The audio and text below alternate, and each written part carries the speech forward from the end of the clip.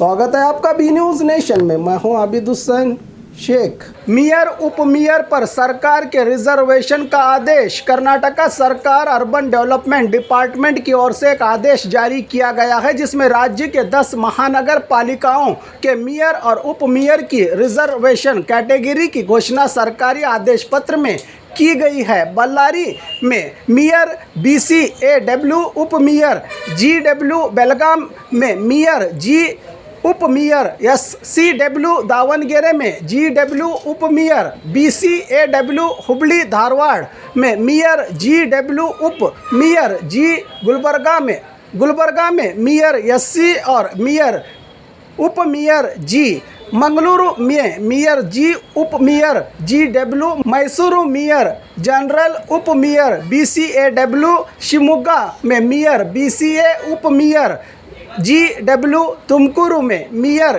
SCW, उप mayor BCA और अंत में बीजापुर में मेयर स्थान के लिए ST और उप मेयर BC भी रिजर्वेशन का आदेश जारी किया है आज सरकार ने अपने सरकारी पत्र में।